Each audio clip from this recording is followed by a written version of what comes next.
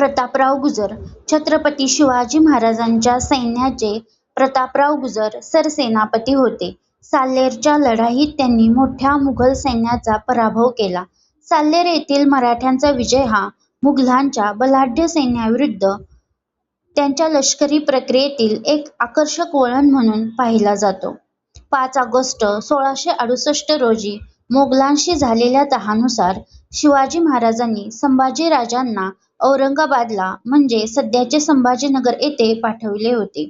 त्यावेळी प्रतापराव गुजर संभाजीराजांबरोबर होते. प्रतापराव गुजर यांना आदिलशाही सरदार बहलोल खान यांच्या नेतृत्वाखालील आक्रमक सैन्याचा सामना करण्यासाठी पाठवण्यात आले होते. मराठा सैन्याने नेसरीच्या ठिकाणी बहलोल खानाच्या छावणीला वेढा घातला. प्रतापरावांच्या सैन्याने या लढाईत बहलोल खानाच्या सैन्याची कत्तल केली. त्यांच्यावर मराठे विजेसारखे कोसळत होते. प्रतापरावांचा या लढाईत विजय झाला. 15 एप्रिल 1673 बहलोल खान प्रतापरावांना शरण आला. त्यामुळे त्याला सैन्यासह जाऊ दिले. या लढाईत मराठ्यांचा फार मोठा विजय झाला होता, परंतु शत्रूला कैदेत न करता सोडले होते. महाराजांना हे समजले तेव्हा महाराजांनी पत्र लिहिले. खानाशी सोडला काय निमित्त केला, असा करडा सवाल महाराजांनी केला. हा बहलोल खान घडोघडी येतो. त्याची गाठ घालून बुडवून फत्ते करणे, नाही तर तोंड न दाखविणे. महाराजांना म्हणायचे होते, प्रतापराव शत्रूंवर दया का केली? शत्रूच्या गोड बोलण्यावर विश्वास करू नये. प्रतापराव शत्रू कधीच मित्र होत नसतो हो. पुढे झालेही तसेच. काहीच महिन्यात बहलोल खान पुन्हा करवीरच्या आघाडीवर स्वराज्याच्या रोखाने येत आहे. तो अपमानाचा बदला घेण्याच्या हेतूने खवळला आहे. तो स्वराज्यावर तोफा चालवणार आहे, अशा बातम्या येऊन थडकल्या. तो स्वराज्यातील गावांची प्रजेची लुटालूट करत येत होता. प्रतापराव अगोदरच बैचेन होते.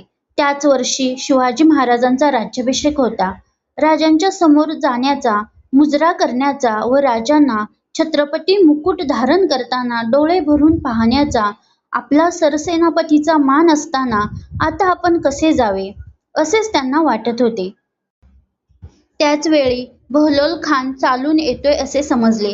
प्रतापरावांचे डोके ठणकले. आता बहलोल खानास कैद तरी करू, नाही तर मुंडकेच उडवून महाराजांसमोर नेऊ, असा विचार त्यांच्या मनात आला.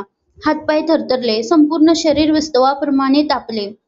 ते घोड्यावर बसले व आपल्या 6 सैन्यासोबत बहलोल खानाच्या दिशेने वाऱ्याच्या वेगाने गेले.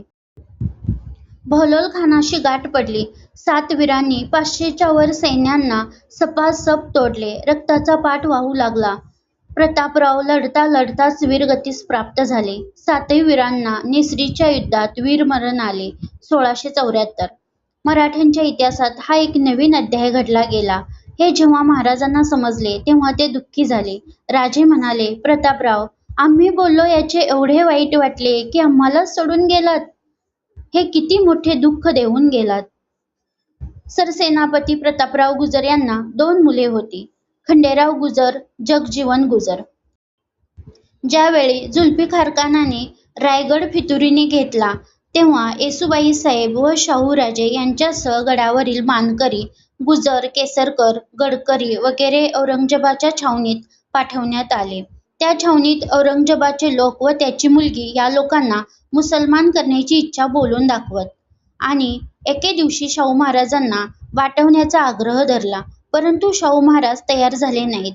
मग शाहूंच्या ऐवजी दुसरा कोणी सरदार वाटवण्याचा हट्ट धरला गेला. तेव्हा खंडोजी तयार झाले व शाहू महाराजांवरील संकट टळले. सरसेनापती प्रतापरावांची मुलगी जानकीबाई राजाराम महाराजांची पत्नी होती. त्यामुळे शिवाजी महाराजांचे व प्रतापराव गुजरांचे जिव्हाळ्याचे नातेसंबंधही होते. खंडोजीने धर्म बदलून आपल्यावरील धर्मांतराचे संकट टाळले म्हणून शाहू महाराज म्हणतात, आमचा मामा आम्हाबद्दल मुसलमान झाला. या औरंगजेबाच्या छावणीत येसूबाईंसोबत जानकीबाई सुद्धा होत्या. हेही मराठ्यांचे दुर्दैवच म्हणावे लागेल.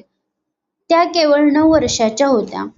पुढे शाहू महाराज साताऱ्याला आल्यानंतर परळी खोऱ्यातील 60 गावची जमीन इनाम म्हणून गुजर बंधूंना दिली. त्यांचे धर्मांतर करून मराठा करण्यासाठी खूप प्रयत्न झाले, परंतु खंडोजीरावांची पत्नी मुस्लिम होती व तिला आपले ब्राह्मण स्वीकारत नव्हते. खंडोजीरावांना पत्नीवरील प्रेमामुळे तिला सोडणे योग्य वाटत नव्हते. अशा बिकट परिस्थितीचा वरवंटा त्या कुटुंबावर फिरतच राहिला. प्रतापरावांची समाधी कोल्हापूर जिल्ह्यातील नेसरी या गावी आहे. प्रतापरावांच्या शौर्यावर कुसुमाग्रज काव्य फुले उधळतात. ते म्हणतात, आश्चर्यमुग्ध टाकुनी मागुती सेना, अपमान बुजविण्या सात अर्पुनी माना, छावणीत शिरले थेट भेट गनिमांना, कोसळल्या उल्का जळत सात दर्यात, वेडात मराठे वीर दवडले सात.